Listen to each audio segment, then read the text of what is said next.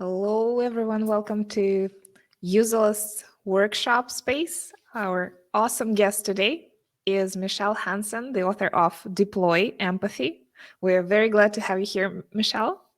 How are you Thank you doing? so much for having me. Really excited to be We here. can't wait to learn from you on how to talk to customers. And I've had a pleasure to have you as a guest before at one of the podcasts, and you're so good at this. I can't wait what you have to say today. Really. So I'm curious. So we have 15 people here. Is that right? Yeah, yeah. Is there some way for people to tell me if you have ever done a customer interview before, like maybe in the chat or um, Yes, there is a chat box, and welcome to ping. Drop a ping there. So a bit of housekeeping.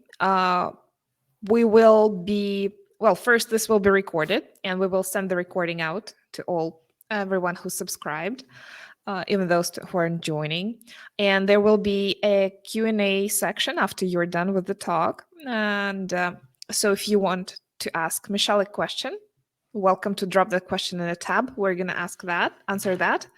And yeah, Michele, why don't you start by sharing a few words about yourself? Yeah, people are dropping in. That's nice. awesome. Okay. Yes, keep it coming.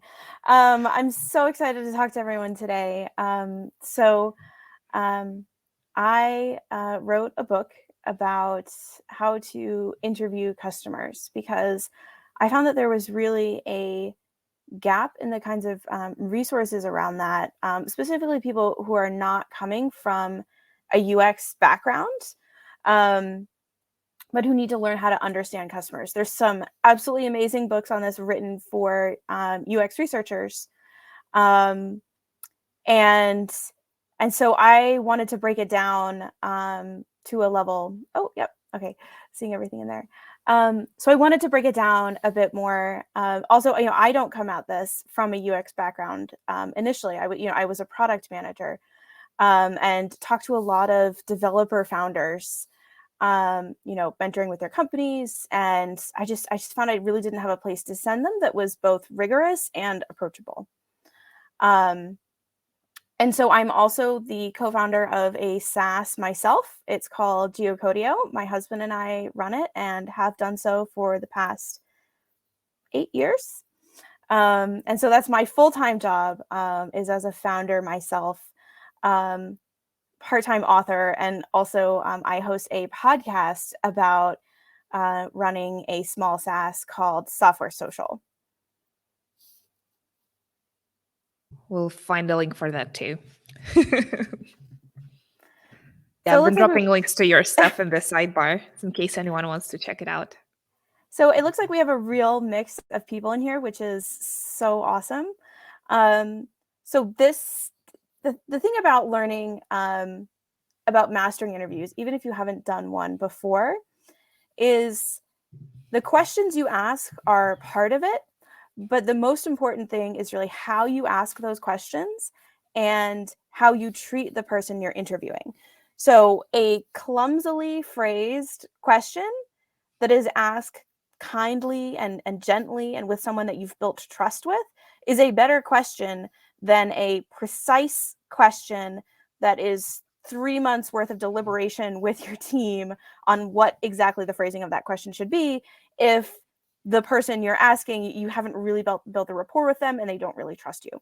And so I have tons of scripts in my books. There's some scripts elsewhere, but really the key is learning to talk how people will talk. And so that's the bulk of what we are going to talk about today.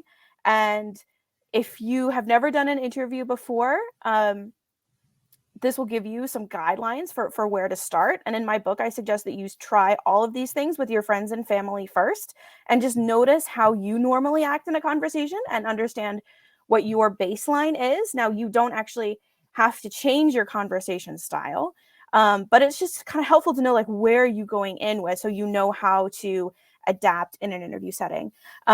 But if you've done interviews for a long time, you can also find this can help you deepen your practice, understand maybe some areas where you could do things differently or expand on them. and help you reflect a little bit.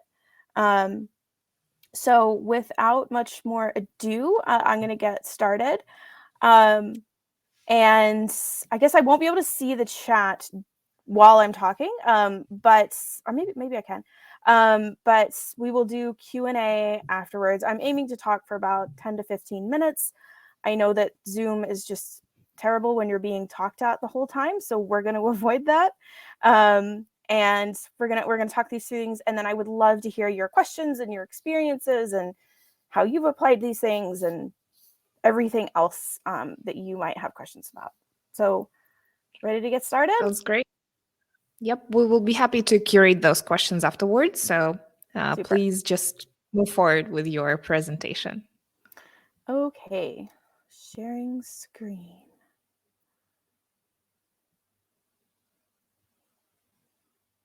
Okay. And can everyone see my slides?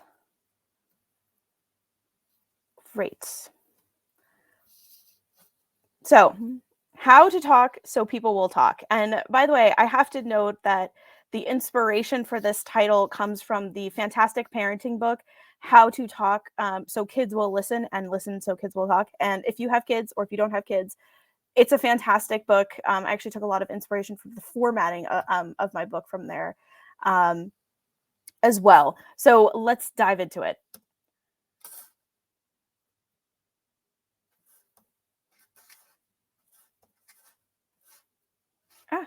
Sorry. I'm sorry. Okay. So as I mentioned, I am co-founder of Geocodio, which is a SaaS. I co-host the Software Social podcast, and I'm also the author of Deploy Empathy, which is the topic of today.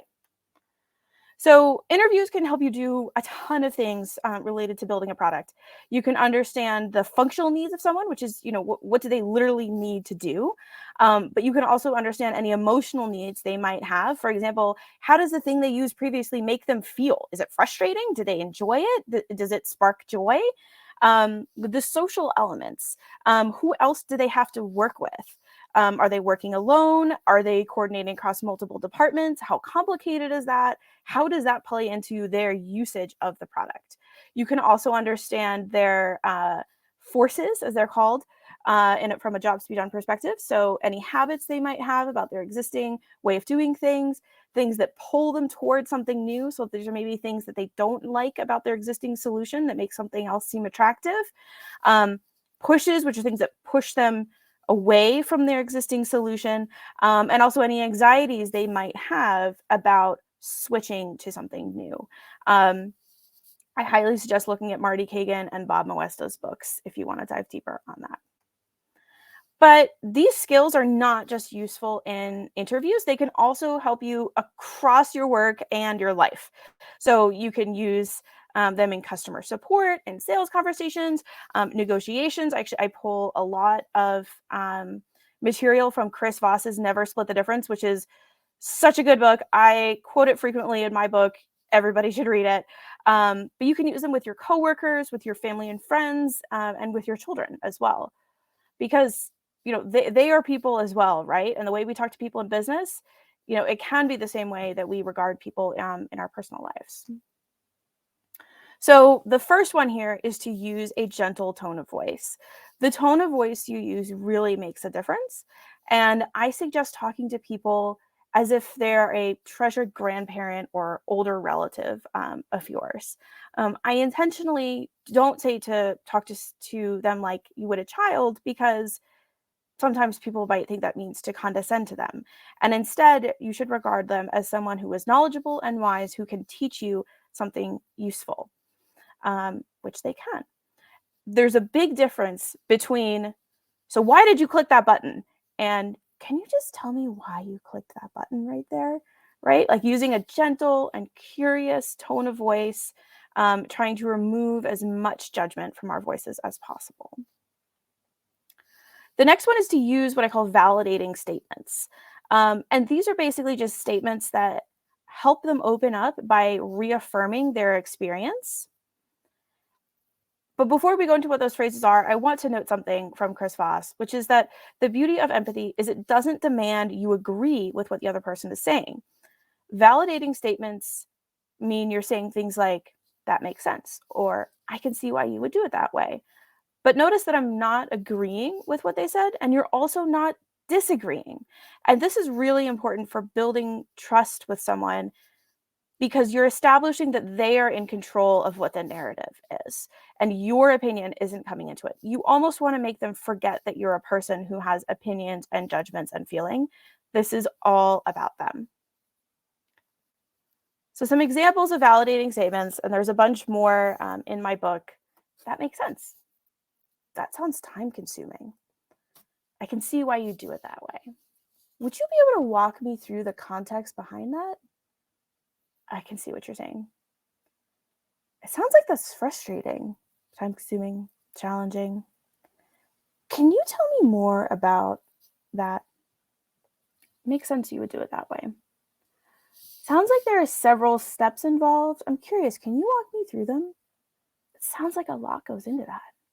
So notice I'm using phrasing like, it sounds like, would you be able? Like, it's very polite, very padded language. And I want to note something about statements like that, starting something out with that. It makes it sound like a fact. So when someone has just walked you through how they spend half an hour doing a very basic task with their current product, when you say, that sounds time consuming, you're making that sound like a fact, and you are validating their experience, because it doesn't have anything to do with them that it's time consuming. It's that this task, this nebulous, bodiless task, is as a fact time consuming, right? And so if you say, it sounds like you think that's time consuming, you're implying that it's only their experience and you're putting distance between it. And so I love to use these kinds of phrases that basically make their experience sound like fact without agreeing with their experience, if that makes sense. You also want to leave pauses for them to fill. This is such an important thing. I learned this from the American National Public Radio host, Terry Gross. She hosts a long-running interview show. And something that a former producer of hers said once that stuck with me was that she will wait and wait and wait after asking a question. And the other person will fill that space, and they will usually fill it with the most interesting part of the interview. And it can be so tempting to prompt them. For example, if you say, so what did you use before you used our product? Did you use, right? To like give them some examples of things. But it's really important that you don't do that, because again, all of these things you're not only getting information, but you're building rapport with them. You're showing them that they're in control of this conversation. And so the more you pause, even if it gets awkward, the better it is. Now, if it does genuinely get awkward and they say, are you still there? You can say something that compliments them, like, oh, I was just taking notes on that last thing you said. It sounded really important, which will prompt them to elaborate on it. You also want to mirror and summarize them. So again, in those validating statements, you saw things like, it sounds like, and I feel like I hear you saying. This is incredibly useful in an interview. If you feel like you have run out of questions, you can simply restate the previous thing that they have said. Or if you want them to elaborate as well, you can mirror it. It's also one that works fantastically in your personal life too. And since I learned this type of phrasing, the time to calm down my daughter during a temper tantrum has gone way down. And so I just use this all the time. And it's really, really useful. And you almost want to be like a parrot, right? You know how parrots have sort of a limited vocabulary, but they will just repeat what you said. And they're basically people's friends, and they're good conversationalists, right? And so you don't want to, literally parrot back to them, right? A parrot doesn't know how to say, it sounds like Polly wants a carrot, right? But think of yourself that way, right? You're repeating back to them. And the more you repeat things back to them, the deeper they're going to go. Now, related to this and giving pauses is not interrupting them. And not interrupting someone is one of the most important things you can do to build rapport and safety. This is a really interesting one because for some of us, this is going to be very difficult. So the linguist, Dr. Deborah Tannen, she has done research on how people from different regions leave different amounts of pausing and interruption in their natural speech. And so, for example, she did a recording of a conversation between some people from New York and from California. And the people from the Northeast were interrupting one another to show engagement. And it was a sign that they were interested in what the other person was saying. In contrast, the person in California thought that was rude and that they didn't have any time to talk. And she has found that this sort of spectrum continues as you go eastward, so that the amount a Californian would talk and pause or interrupt, someone from Japan would find that rude and like they were interrupting, even though a New Yorker would not even notice it. And so this is one of those things where it's really important to notice what your innate conversation style is, whether that's regionally or maybe like me, you have ADHD and we just naturally tend to interrupt people. So this might take some practice on your behalf. But again, I just want to note that your innate conversation style is inherently valid. I'm not saying you have to change that or that there's anything wrong with it, but when you're in an interview, it is very important that you don't interrupt them. Because again, we're trying to elevate them as the expert in this setting. We're trying to give them control of the conversation, which will help them feel safe and open up, even if you're talking about something boring like sending invoices. So you want to use simple wording. Now, sometimes we might use jargon to imply that we are also part of an in-group with someone. So for example, the acronym SAS, which I use at the beginning, if you are in SAS, you wouldn't register that I said that, and you would understand what I said immediately. But if you're not, you're like, what is that? Like, is she talking about being mean to people? Is she talking about sassing people? Like, what is going on here? And you wouldn't know that it means software as a service. And so when we're in an interview, we want to minimize the use of jargon and only use it after the other person has used it. The other thing is you want to rephrase why questions as what questions, which disarms them. And so part of simple wording basically is often using a lot more wording, right? It is longer to say software as a service than SaaS, but it's just easier to parse. And a what question is easier for someone to answer because it doesn't require them to build a narrative. We as humans love to build narratives around things where there may not have been a coherent one in the first place. And so if you ask a what question, you are going to get the steps that led up to a decision rather than after the fact coming up with a narrative basically just to impress you. We want to avoid anything that will lead them to impress you. So for example, a bad question in this case would be, what are your objectives, right? Like nobody uses the word objectives in daily conversation. You wouldn't really use it if you're hanging out with a friend. Let's rephrase that to be something that's simpler, maybe involves a lot more words. So for example, could you just give me some context on the big picture here? What are you trying to do overall? Right? So you notice how that uses a what, it's asking about the steps involved, and it's not using any sort of industry speak or jargon.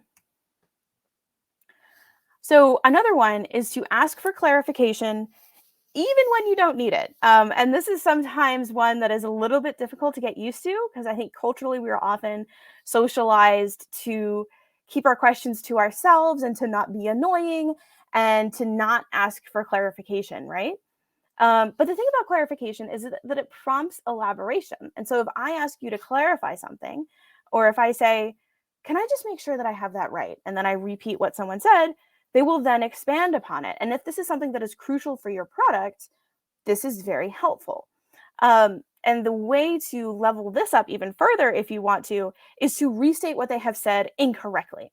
So for example, if somebody says, is telling you about the process to get an invoice approved or an expense approved, and they say, so first I go to my manager, and then I have to go talk to purchasing, and then purchasing will give me the PO, and then I have to make sure the vendor has that.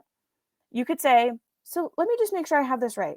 First, you go to purchasing, and then you talk to your manager, then you get the PO, and you bring it back to the vendor. There's only one slight difference in those, but the fact that you have misstated it incorrectly will cause the person to expand even more than they otherwise would have. You might be afraid this might make you look stupid or like you're not paying attention. It won't. Trust me. Again, you're doing these kinds of questions at a point where you're probably 5 or 10 minutes in, you've built some rapport. If you've been pausing and asking questions gently, they have hopefully forgotten that you are a person and they are just ready to talk about the vendor invoice approval process and be willing to tell you about that. Another one, and this one can be especially difficult for product people, designers, uh, engineers, people who have built the product basically, is to not explain anything and also to not get defensive. So there's kind of two things here. The first one is if, let's say you're doing a usability session and somebody asks, oh, what does this button do? You can't tell them what it does. You need to say, can you click on it and let me know? What do you think it does? Or before you click on it, can you just tell me what you would expect to happen? And then after they click on it, ask them, is that what you expected to happen? The other one, this is also when they say something isn't working. And this often comes up in support settings too, where someone will say, oh, well, the product didn't work. Even when they're describing a behavior that is exactly how you designed it, that can get pretty frustrating. But it's really important to not get defensive because the whole point of this is understanding their perspective and how they are experiencing something. And that is a sign of a disconnect and a potential for improvement. And so we have to acknowledge our own feelings of being threatened by these kinds of questions, and exercise self-empathy, and then use that as an opportunity to dig deeper. And so when somebody does say the product isn't working, here's a couple phrases you can use. Can you tell me how you expected it to work? I'm curious. Can you walk me through what you expected to happen? What were you hoping to use the product for? Again, we're using very soft, gentle language, soft tone of voice. The next one is you want to build on what they say. And so I often say that interviews are more like improv than they are a conversation, or certainly a job interview or a journalistic interview. They could tell you that the sky is green and you just have to roll with it. They could misstate the name of your product. You've got to roll with it. You just have to keep building on it. I like to say it's like the American TV show, actually, and British TV show, Whose Line Is It Anyway? Where people would work with props. And, he could be saying that he is Scarlett O'Hara right now, and the guy next to him just has to go with it. So just build on whatever they say, because if you negate them, then you are reducing their position in the conversation. You're correcting them. That's going to reduce the safety. That's going to reduce the trust. And again, you want them to forget that you're a person. You want to let them basically be the expert. So related to them forgetting that you're a person, right? You want them to be in the elevated position of teacher. And this is something that the renowned marketing psychologist Robert Cialdini found when he was writing his book. He interviewed and went undercover with various organizations that were known for scammy marketing, basically. So in the 80s, this was like encyclopedia salesmen, timeshare sales, things like that. And when he was done, he was usually doing some sort of apprenticeship at the end of the 6 months. He would say, I actually don't want a job with you. I'm writing a book. I'm a professor. If I give you a free copy of my book, can I use this as an example in my book? And about 50% of the people said yes. But when he instead changed that to, I'm a marketing professor and I came to learn from you because you are an expert in how to influence people, 100% of them said yes. And so when you are interviewing someone, remember that they are teaching you about their experience and to elevate them to that position of teacher. Everything they say might not be 100% factually correct. You may not agree with it, but they are the expert of their own experience. And that is what you are trying to learn, because that can help you build a better product.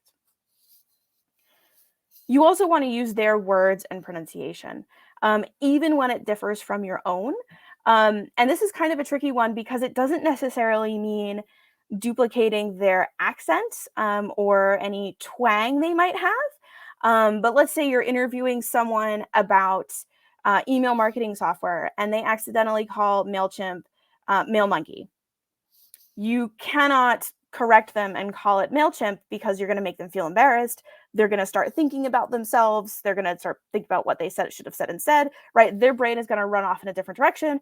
And you should just say Mail Monkey and continue it. And they might even correct themselves. They say, oh, no, actually, MailChimp. And then you say, oh, of course, yes, right? Like if there is any correction going on, they should correct you, which further elevates them in the conversation. Now, there's a lot of different ways to figure out why people make decisions about things. I mentioned earlier that we don't want to ask why questions because those can lead to editorialization and building a narrative where one might not exist. We also don't want them to predict the future, right? Like if you've read the mom test, which most of the readers of my book have read that, and it's such a great starting place. It's important not to ask them, would you pay for this, right?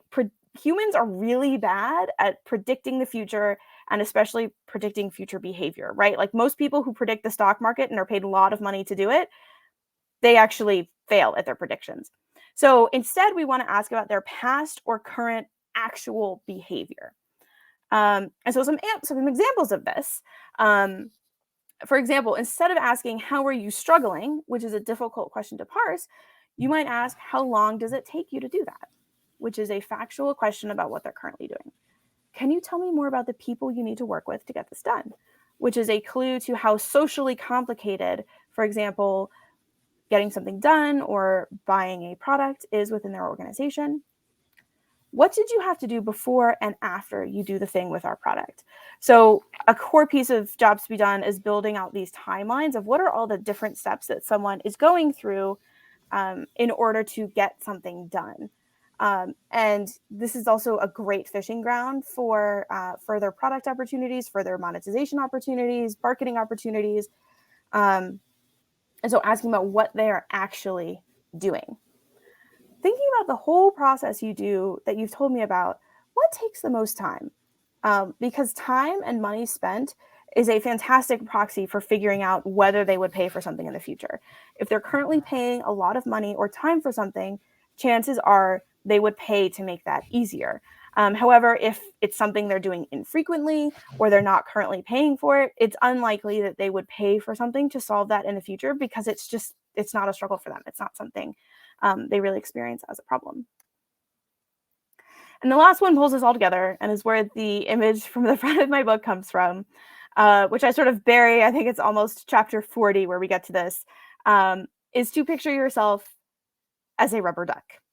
And this comes from the idea from the book, The Pragmatic Programmer, that programmers should keep a rubber duck on their desk to talk to whenever they run into bugs. And then in the process of talking out the problem to the duck, they will figure it out. And so I like to picture myself as a rubber duck in these interviews, which reminds me that I am just there to reflect and help them figure it out, help them understand what the process is, right? I am not offering opinions or solutions or any ideas of my own. This is all about them. And so this probably all sounds like a lot. If you're new to this is probably sort of overwhelming, and that is completely okay. I highly suggest you practice. So I have some practice activities and scripts on the website for the book, as well as in the book. You can also hear what an example interview sounds like and read a transcript of it. But just find a friend who will do this with you. And you ask them about the last product they bought. It could be shampoo, it could be software, it could be a car, it could be the fake flowers that I'm looking at right now from IKEA. Just any product they bought that is new to them. And then you switch. And I have found, and people have told me, that they learned more from being interviewed themselves than they did from interviewing themselves. Because then you'll notice, oh, they interrupted me, and then that made me stop talking. Or, oh, like the way they asked that question, I really had to think, like, and maybe it turns out it was a why question, or it used some jargon you're unfamiliar with. And so the more practice you do, the more comfortable you will get with this. But that also applies, to like use this stuff on your spouse, your roommates, your cat. I don't know if they're a very good interview partner because they might be a bit like the rubber duck, or they would just walk away. But you can use these things on people in your personal life. And the more you use them, and even just think about one of these at a time, the easier it will get. And so if you just spent a weekend just saying, okay, instead of, when a friend tells me they had a bad day, instead of saying, oh, I had a bad day too, say, yeah, tell me about it. Like, and let them talk. And then the next week, try something new. Try pausing more or focus on not interrupting. And then you'll find it easier to do those things in interviews. And so we have some time for questions now, but I'm just going to drop these here because you can always reach me on Twitter. You can probably reach me too much on Twitter. And you can also find links to my book, but also the original newsletter where I wrote the whole rough draft of the book with my readers as we went, interviewed 30 of them about how they were using the things from the book. It was very meta and very fun. So all of that is on the website.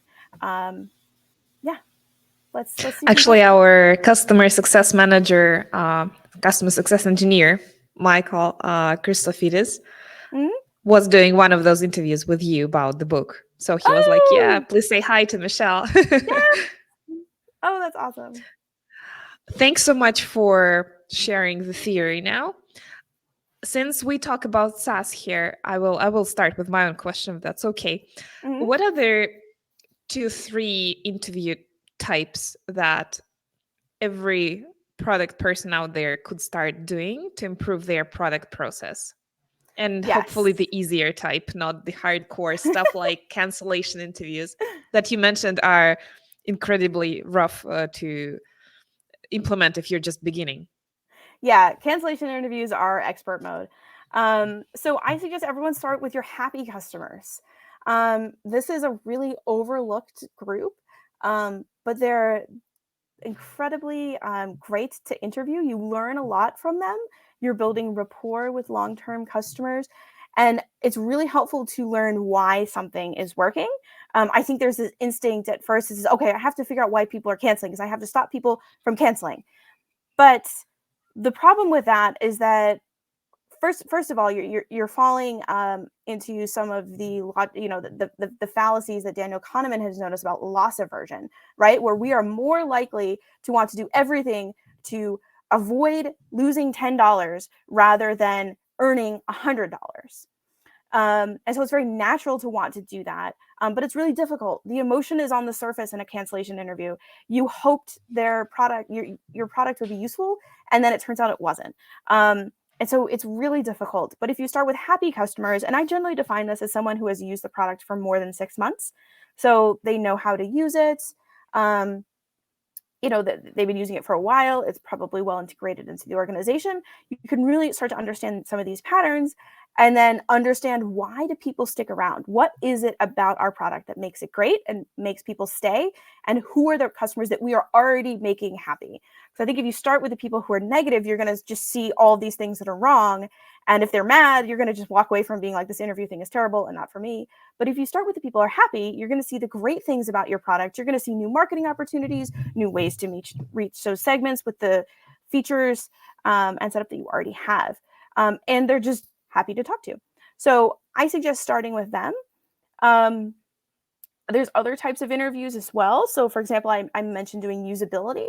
I like also doing just a screen share interview, which you can do with someone who is just getting started or someone who's been around for a long time, which is just walking them through something and getting their perspective on it. It's usually called usability, but I also just like to use it in that terms because maybe you're doing it during product development and you're just getting a sense for a new feature, or there's just a page that has a lot of bounce and you don't know why, and you want to sort of get out of the building, so to speak, to understand that. Those are two types that I would probably start with, but of course, there's cancellation interviews, there's figuring out what a product should be in the first place, discovery interviews. Um, but happy customers are really, really underspoken to.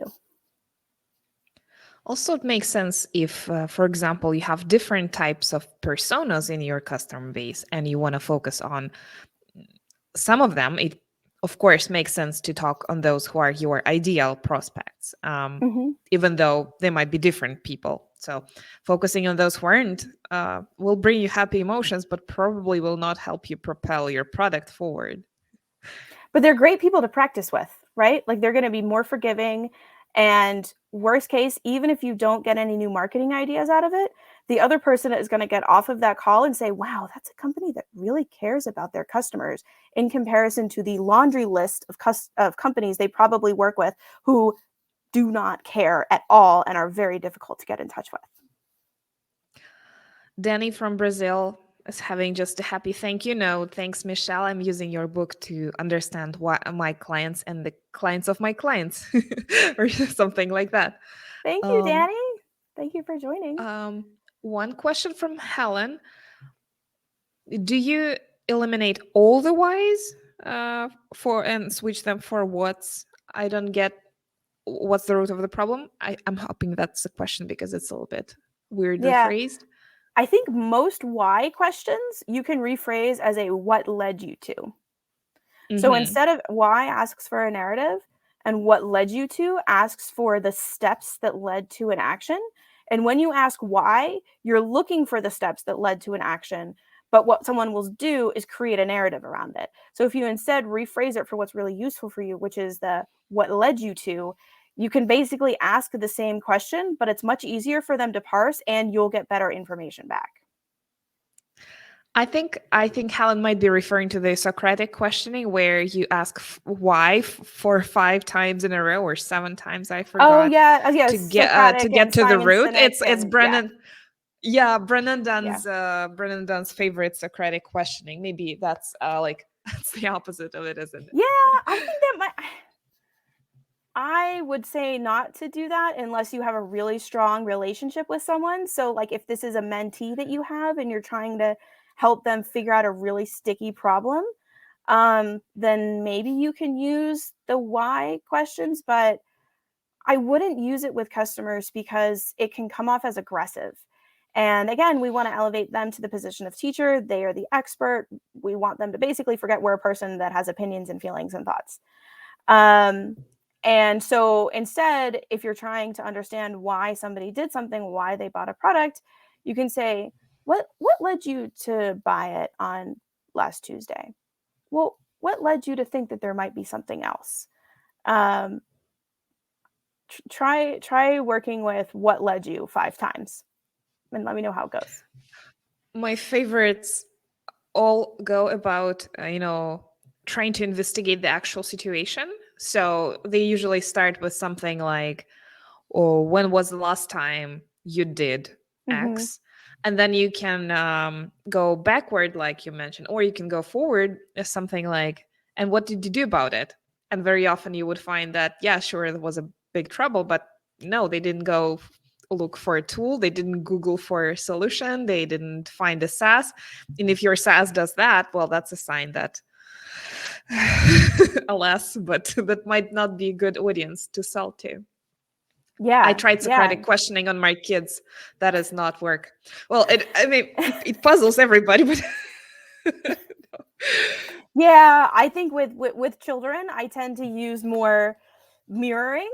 And so, they throw their jacket on the floor and refuse to put it on, and then they go outside and then they're cold. And you're so tempted to say, well, why didn't you put your jacket on? Right. But then you're forcing them to create a narrative and their brains just aren't physically capable of doing it at that point. Right. And then you just simply say, they say, I'm cold. And you're like, you left your jacket in the house.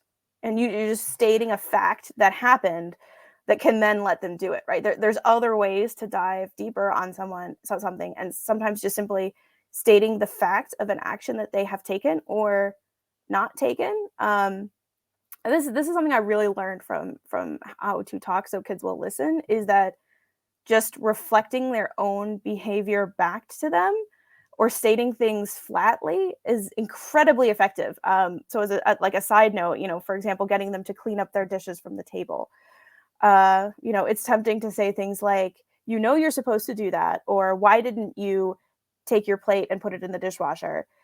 And you can simply say, we expect you to put your plate in the dishwasher when you're done eating, with no tone of voice to it, and nothing jagged. And then I remember the first time we did that, and then our daughter just did that, and my husband looked at me and he's like, that was magic. What was that? Like,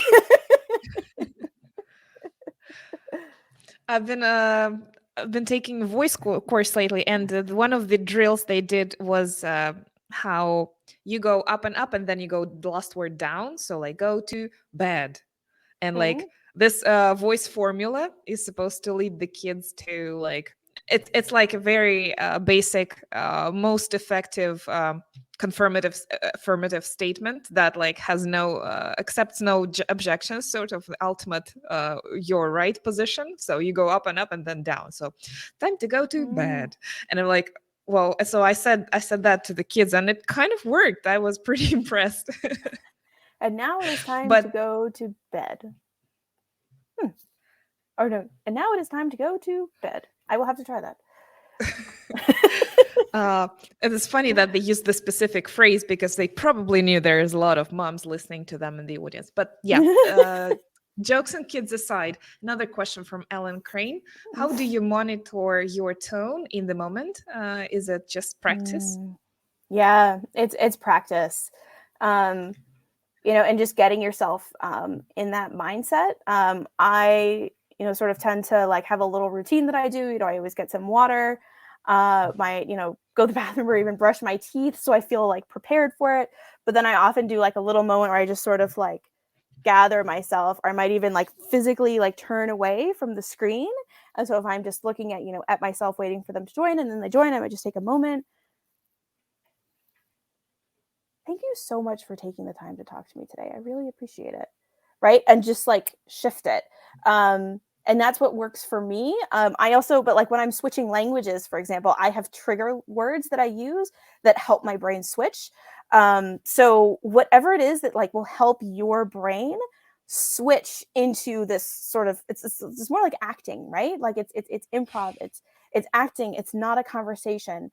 And so whatever you can do to help yourself slip into that role, whether it's, wearing a specific outfit, so literally a costume, right? Like that helps actors get into the mood of something. Having a specific way that you do things, whatever those are, will be really helpful for you, so that you can adopt these things. But from the get-go, I really suggest, picking one of these different topics, and then just trying them on your friends and family 1 week at a time, and just seeing how that changes how they respond to you.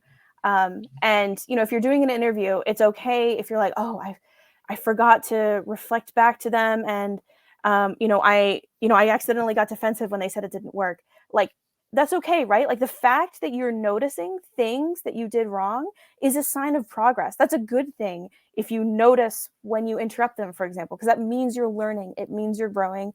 It is perfectly okay to make mistakes. And in fact, even in the example interview that I published in my book, there's a point where I make a mistake and I prompted him on something, right? Like it happens and you can recover from it. And, you can also rephrase things, right? So you might start to say, so why did you sign up for the product last week? And then you realize you said it, and you can simply just reset it and say, oh, I'm sorry, what led you to sign up for it last week, right? Like you can just re-say it. You don't have to be stilted. It's supposed to be somewhat casual and informal, and the more casual you are, the more comfortable they will be. One question. We did research interviews with the founders, I don't know, a year and then some ago. And a lot of these founders I knew personally. So I had this, 30-minute calls. And then when I got on the call, would you rather jump through the foam and straight to the beer and into the research mode? Or would you do social dance, which unfortunately, well, it puts everybody in the friendly zone, but it also eats away into the precious research time? I don't have a good answer, but maybe you do.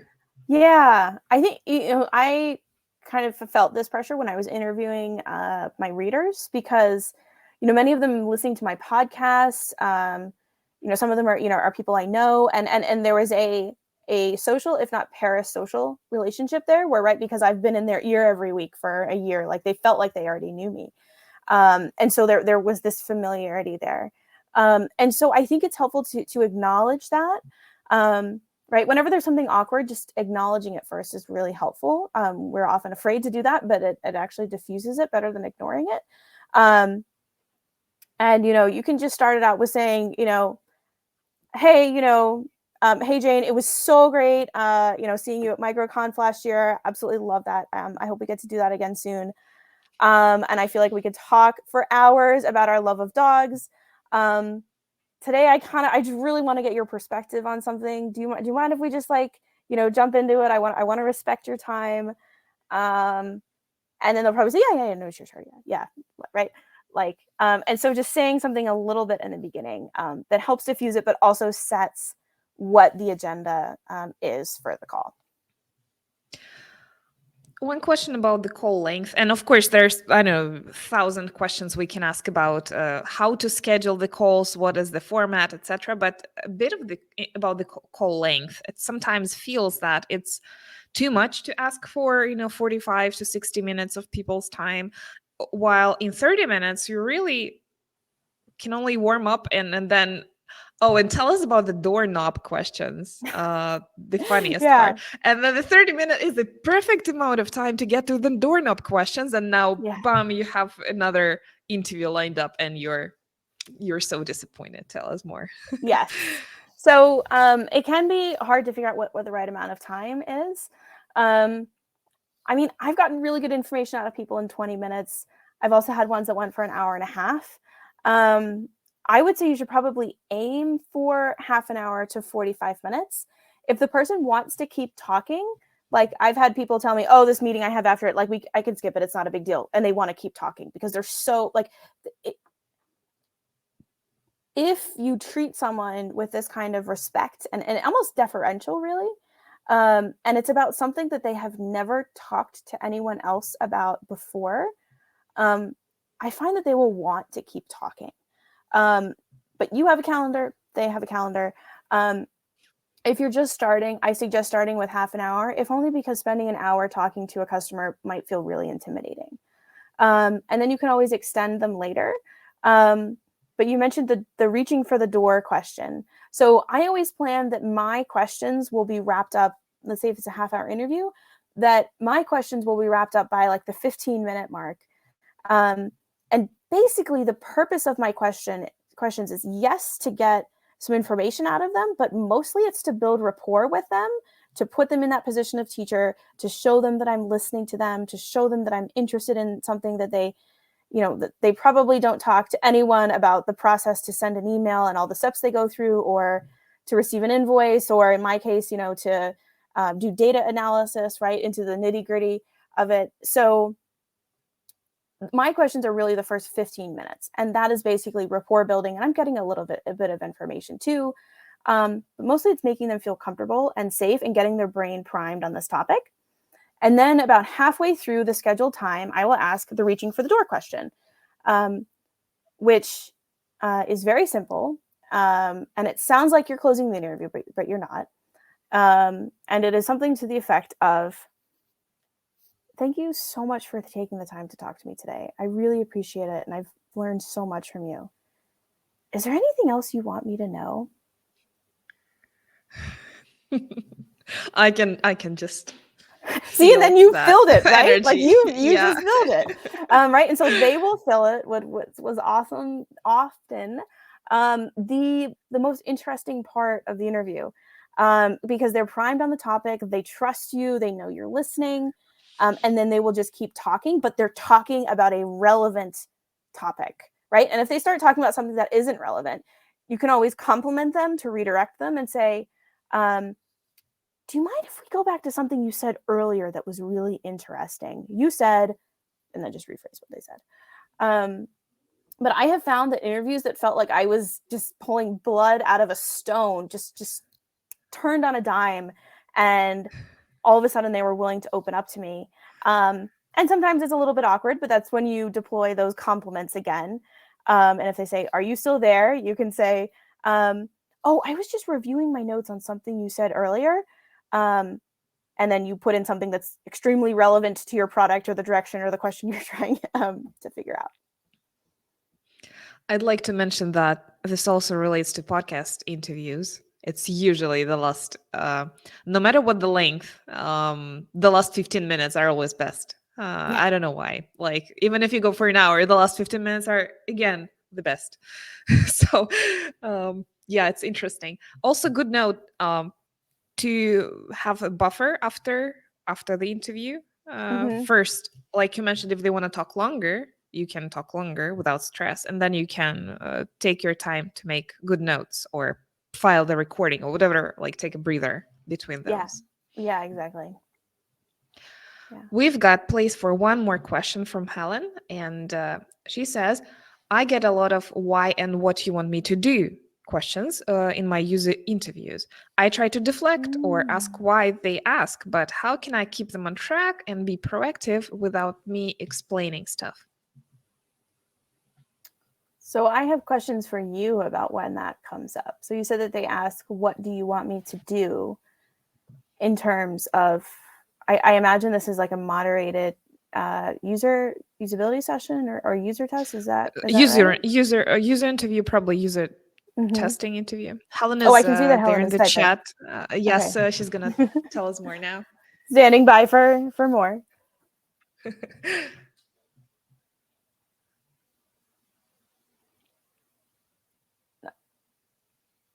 Mm-hmm. It's a Okay. Zoom video of my demo app with a Yeah, with the user. user.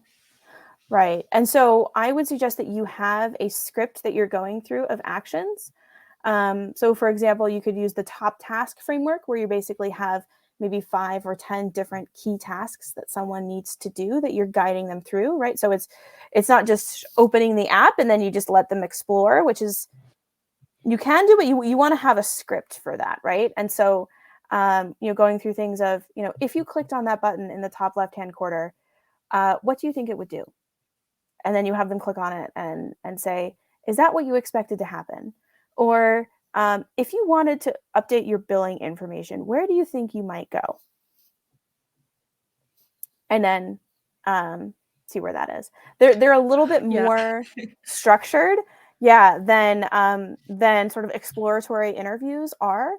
And so I have a script for this, but also just looking for, a top task interview or usability session scripts, you're going to find a lot of stuff about that.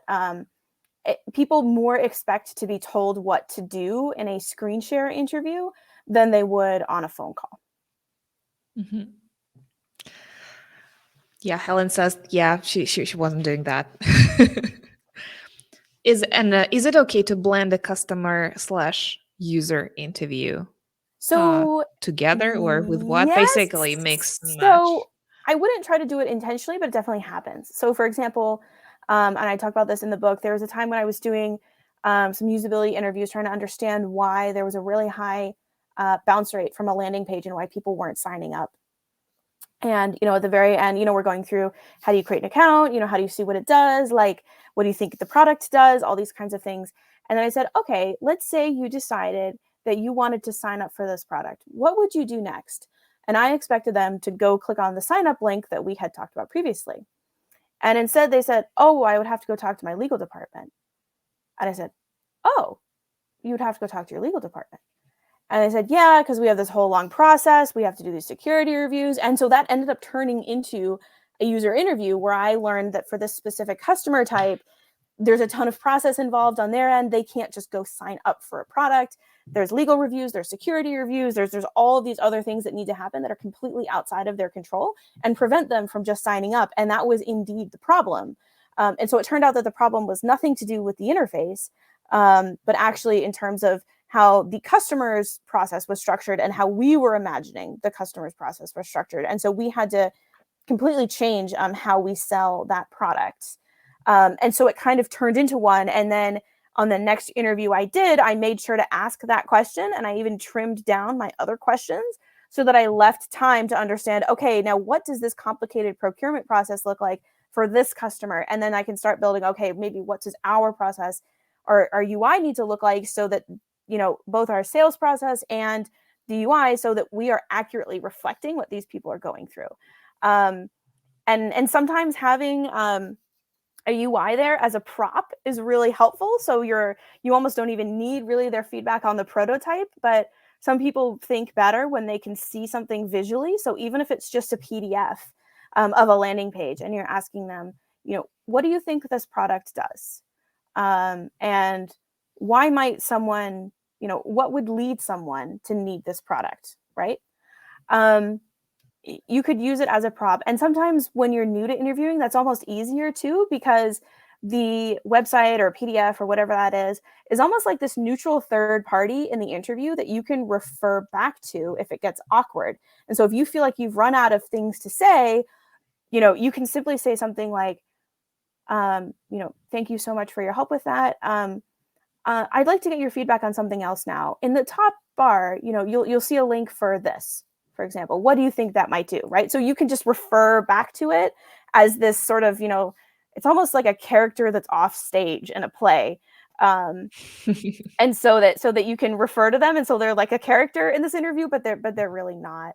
And that can kind of give you basically like a safety net to fall back on. Helen says thank you, and she's learning. We all Apparently, are. I'm we still all are. learning. Yeah. Yeah. Well, Michelle, thank you so much for sharing your wisdom today. For the advice and for the great conversation.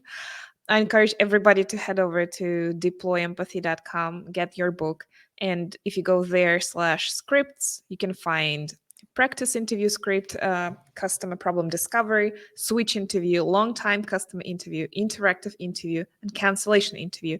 That's amazing food for practice, food for thought. And yeah, thanks for being here with us today. Thank you so much for having me. Some really great questions today. If you have more questions, seriously, just feel free to tweet at me, and I'll be happy to help you. Amazing. Thanks, everyone. Goodbye. Thank you.